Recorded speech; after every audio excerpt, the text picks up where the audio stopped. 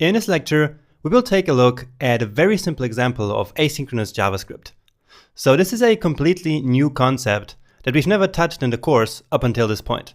And so I'm very excited to show you what asynchronous JavaScript is all about.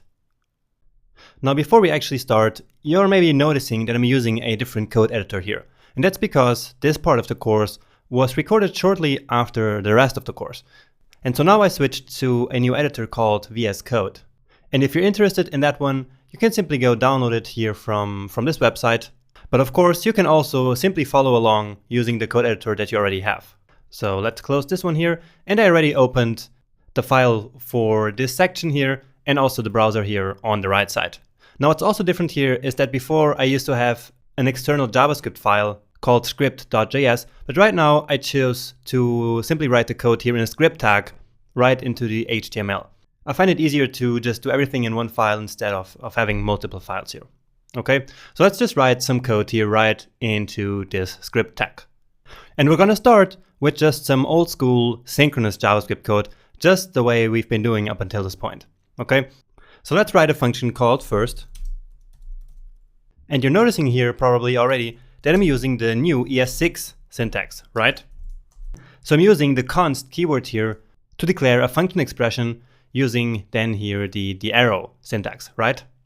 So that's the new stuff that we learned in the last section where we talked about ES 2015 or ES6. And so from now on, I'm going to start using this new syntax here in this section and also in the next one.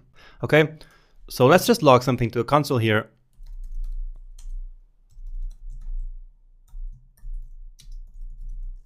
Hey there. And then we're gonna call this function here as well. Give it a save, reload it here, and then open up our console. And so now we know that everything's working here, right? So our hey there text is actually being printed. Let's now add a new function. This one, just call it second.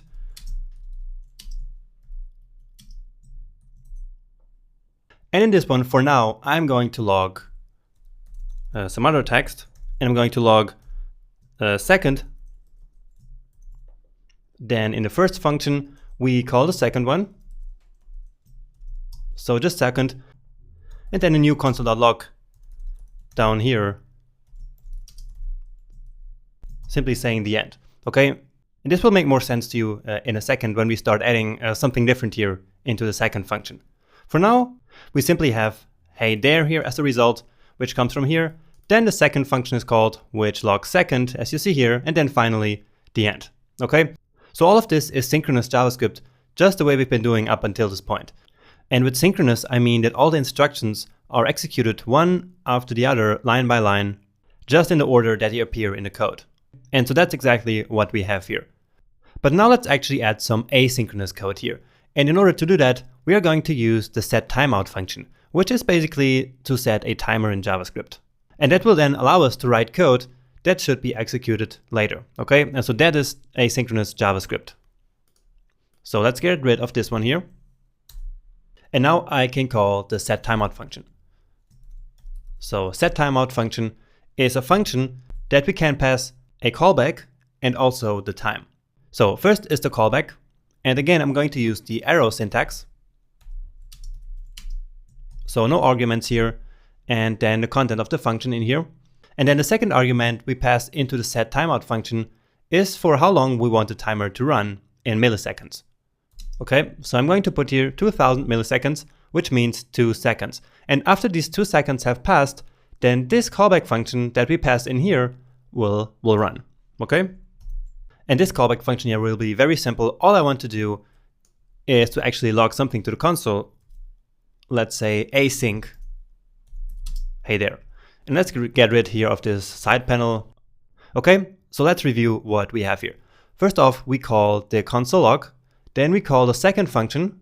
And then in the second function, we call this timer here, which after 2 seconds will then run this function here. Okay, and then after that, we run this console.log, which will log the end to the console. So what do you think the result of this code will be? Can you guess that? So let's take a look. And Oh, you saw that appearing here after 2 seconds. So first we had hey there, then the end, and only after 2 seconds then appeared the async hey there. Let's try that again. Let's wait for it. And here we go. Now maybe you expected that first only the hey there appeared, then we call a second function, then this timer is run, and then after 2 seconds it would then print the async hey there, and only after that it would print the end. Maybe that was what you expected, but that's simply not how JavaScript works with asynchronous code. Okay, and I'm not going to go into a deep explanation here at this point, because that's what I'm going to do in the next lecture. So in the next lecture, you will learn exactly how asynchronous JavaScript works behind the scenes with the event loop and the web APIs and some other parts of the JavaScript engine. For now, I just want you to notice that all of this code here run, and that basically the timer run in the background, and then after it finishes, only then it printed here the text to the console. But that didn't stop this code here from running even before the timer had finished. Okay? So this was just a very simple example to show you what asynchronous JavaScript is.